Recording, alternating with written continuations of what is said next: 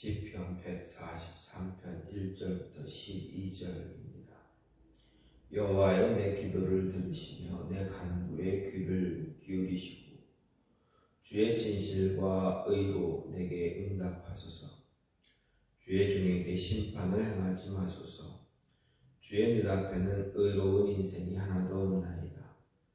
원수가 내 영혼을 핍박하며 내 생명을 땅에 엎어서 나로 죽은 지 오랜 자같이 나를 암흑 속에 두었나이다. 그러므로 내 심령이 속에서 상하며 내 마음이 내 속에서 참담하니이다. 내가 옛날을 기억하고 주의 모든 행하신 것을 읊조리며 주의 손이 행하시는 일을 생각하고 주를 향하여 손을 펴고 내 영혼이 마른 땅같이 주를 사모하나이다. 여호와여, 속히 내게 응답하소서. 내 영이 피곤하니이다. 주의 얼굴을 내게서 숨기지 마소서. 내가 무덤에 내려가는 자 같을까 두려워하나이다. 아침에 나로 하여금 주의 인자한 말씀을 듣게 하소서. 내가 주를 의뢰함이니 내가 다닐 길을 알게 하소서. 내가 내 영혼을 주께 드림이니이다. 여호와여, 나를 내 원수들에게서 건지소서. 내가 주께 피하여 숨었나이다.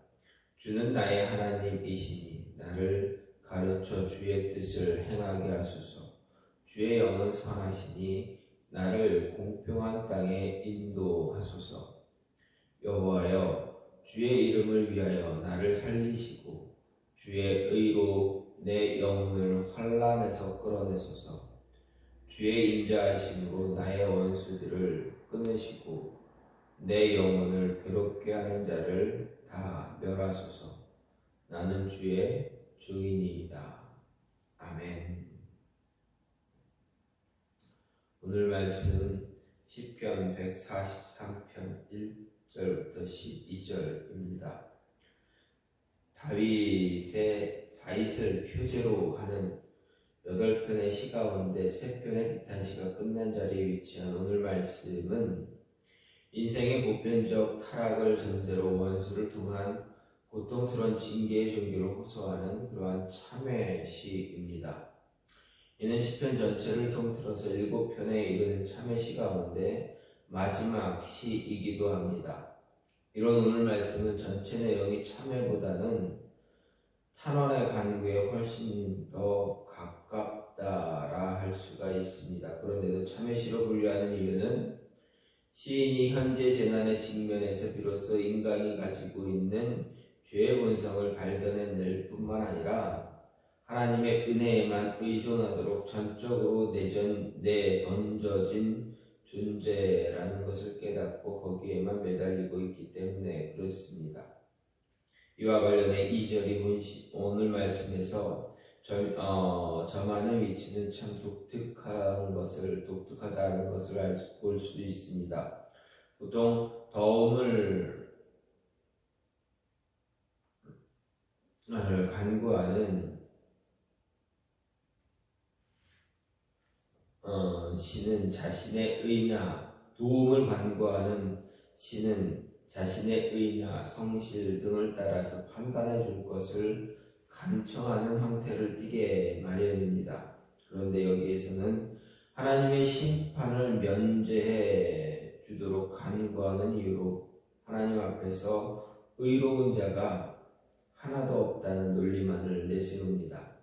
이와 같은 논리는 하나님 앞에서의 인간 처지에 관한 깊은 이해에 기초한 것입니다. 문자적으로 보면 이는 다소 뻔뻔하게 들릴 수 있지만 본질적인 면에서 보면 하나님 앞에서 능력 없음을 솔직히 고백하는 것으로서 오늘 말씀의 참회 지향적 특징을 잘 드러내 줍니다. 시편 전체에 이와 같은 시로 130편이 더 있고 종교개혁서부터는 이 2편의 시 외에 32편과 51편 등 4편의 시를 하나로 묶어 인간의 전적 타락과 하나님의 구원의 은혜를 잘 나타낸 바울적인 시라 규정하기도 했습니다.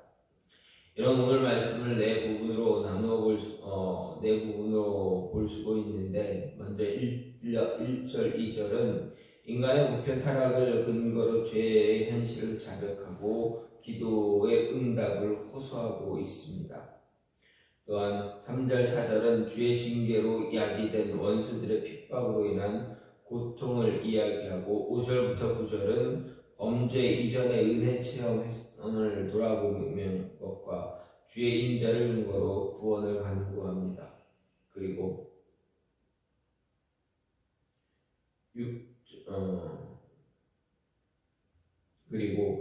자신의 영혼을 단비를 사모하는 가물고 메마른 땅에 비유함으로 자신이 매우 공고한 상태에 처해 있다라는 것을 보여주면서 자신의 기도에 속히 응답해 구원해달라 간구합니다. 그리고 마지막으로 10절부터 12절은 하나님과의 시인의 특별한 관계를 근거로 하나님께서 시인을 가르치시고 인도하시고 살리시고 환난에서 건져내시기를 간구한 뒤에 원수들을 멸해달라 호소함으로 끝을 맺고 있습니다.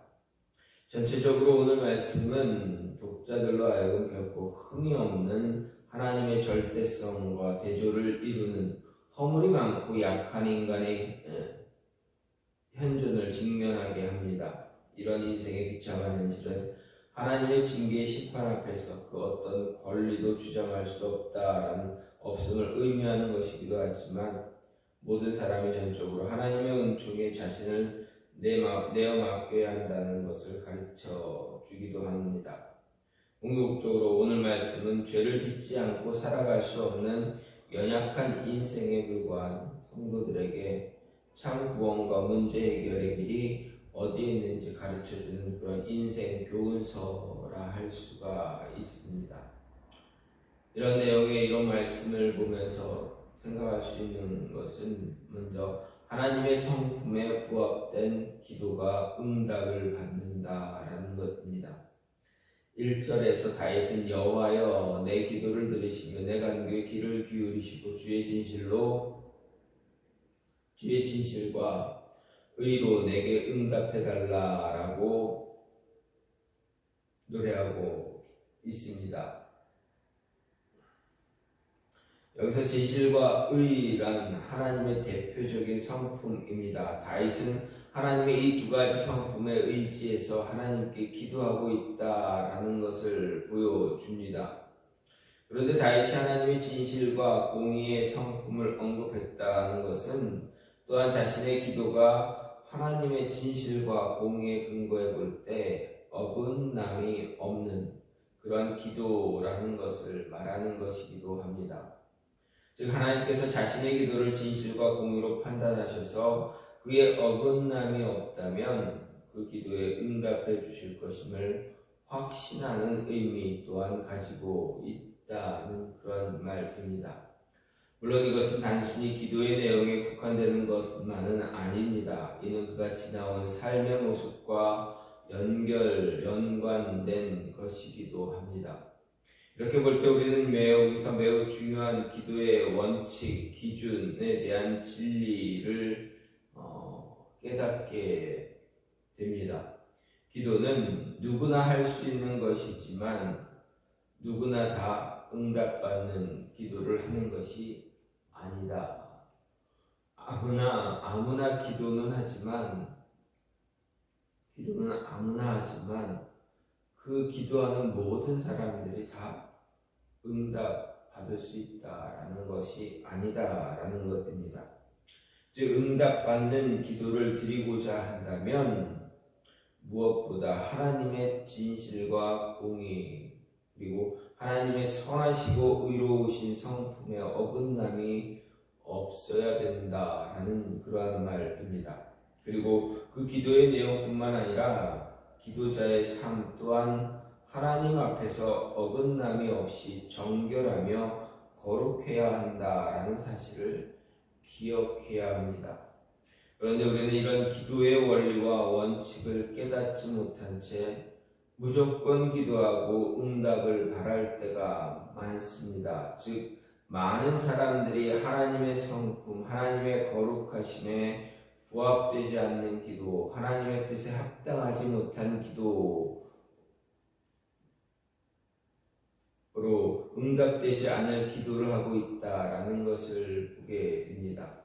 또한 자신의 삶을 하나님 앞에서 뒤돌아보지 못하고 자신의 허물과 죄를 깨닫지 못한 채 오로지 자신의 이익만 추구하는 기도를 드리고 있는 사람도 너무 많습니다. 하지만 하나님은 이런 기도에 대해 너희가 손을 펼 때에 내가 눈을 가리우고 너희가 많이 기도할지라도 내가 듣지 아니할 것이다 라고 말씀하셨습니다. 따라서 무엇보다 하나님께서 응답하실 만한 기도, 하나님의 성품, 하나님의 진실과 의에 부합한 기도를 드려야 한다라는 것입니다. 이를 위해서 우리 생각과 삶을 하나님 앞에서 거룩하고 정결하게 하고 하나님의 기뻐하시고 선하신 뜻을 헤아릴 수 있는 성도, 하나님의 마음을 움직일 수 있는 자가 되어야 한다는 것입니다. 하나님의 성품에 맞게 기도할 때 하나님은 우리의 기도에 응답해 주신다라는 것 기억해야 합니다. 또 한 가지 무엇입니까? 우리에게 베푸신 은혜를 되새길 때 흔들리는 마음을 든든히 해야 합니다.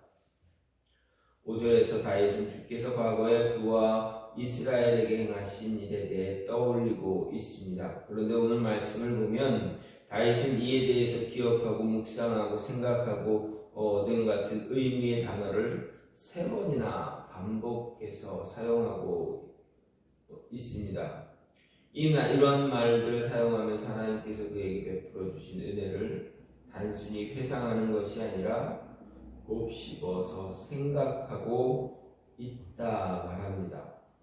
사실 다윗이 위대한 인물이기는 하지만 그를 위대하게 만들어준 분은 바로 하나님이십니다. 원래 그는 자기 가정의 중요한 잔치에도 초청을 받지 못할 정도로 참 미약한 존재에 불과했습니다. 그런 그를 하나님은 이스라엘의 지도자로 높여주셨습니다. 수없는 박해가 있었고 전쟁이 있었지만 하나님께서는 그러한 과정을 거쳐서 오히려 그를 높이시기도 하셨습니다. 이러한 이스라엘 또한 마찬가지입니다. 하나님은 그들의 어두운 역사를 밟고 감격적인 역사로 바꿔주셨고 친히 그들의 하나님이 되어주셔서 다른 대적들을 굴복시키는 그런 놀라운 역사를 이루어 주셨던 것입니다. 그렇다면 어려운 처지에 놓여 죽은 지 오랜 자 같이 흑암한 곳에 거하는 처지가 된 이런 다윗이 이런 고백을 하나님께 드리는 이유가 무엇일까 생각해 볼 때 현재 그가 보고 느끼는 것이라고는 어둠과 절망밖에 없지만 그럴수록 하나님께서 그에게 그리고 이스라엘에게 베푸신 놀라운 은혜와 역사를 곱씹어 보면서 희망을 찾고 믿음을 회복하기 위해서입니다. 이제 기억해내고 마음의 위안을 삼으려는 것을 넘어서 결코 원수가 원하는 대로 하나님을 원망하거나 저주하고 하나님의 은혜를 잊어버리는 그래서 하나님을 떠나는 그러한 잘못을 범하지 않기 위해서 이렇게 고백하고 있다는 것입니다. 우리는 너무 자주 하나님의 은혜를 잊어버리기도 합니다. 특히 희망이라고는 찾아볼 수 없는 때나 하나님의 함께하심과 긍휼의 흔적을 도저히 찾아볼 수 없는 그러한 인생의 가장 비참한 순간에 하나님의 존재를 의심하고 쉽게 원망하거나 불평하기 쉽습니다. 하지만 어떤 때라도 결코 하나님을 잊어버려서는 안 되는 것입니다. 하나님을 잊어버린 너희여 이제 이를 생각하라. 그렇지 않으면 내가 너희를 찢으리니 건질 자 없으리라. 이런 말씀처럼 하나님과 그분의 은총을 망각하고 잊어버리는 것만큼 하나님 앞에 큰 죄는 없는 것입니다. 이렇게 우리는 다윗처럼 하나님께서 우리에게 베풀어 주신 은혜를 기억하고 가혹하고 매서운 고난과 연단의 시기를 지날 때조차도 좌절하거나 낭망하지 않고 그분의 신실한 사랑과 은혜를 확신하며 붙잡을 수 있는 성도가 되어야 할 것이다 라는 것입니다. 따라서 지난날 하나님께서 우리에게 베푸신 은혜를 기억하고 묵상하며 생각할 수 있어야 하겠습니다. 그 기억과 묵상과 생각은 우리 삶의 주변에 깔린 어둠을 불식시킬 것입니다. 그리고 우리 삶을 빛 가운데 이끌어 정결하고 경건하며 거룩한 축복 가운데 세울 것이다 라는 것입니다. 우리에게 베풀어 주신 그 은혜를 되새기며 흔들리는 마음 우리는 바르게 잡을 수 있어야 합니다. 다윗은 자신에게 주어진 상황, 자신의 상황을 생각하면서 오늘 말씀 시를 지으며 노래하며 이야기합니다. 하나님의 성품에 부합된 기도에 하나님은 응답하신다. 우리에게 따라서 베풀어 주신 그 은혜를 되새기면서 우리는 우리 스스로를 든든하게 세워야 한다. 바르게 마음을 든든히 해야 한다라는 것입니다. 이 모습이 저와 여러분 안에 함께 늘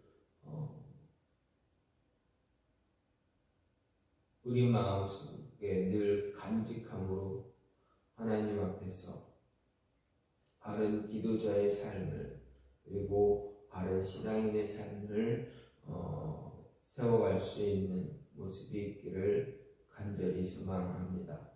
이 시간 같이 기도하기 원하는 것은 하나님의 성품에 맞게 온전히 기도함으로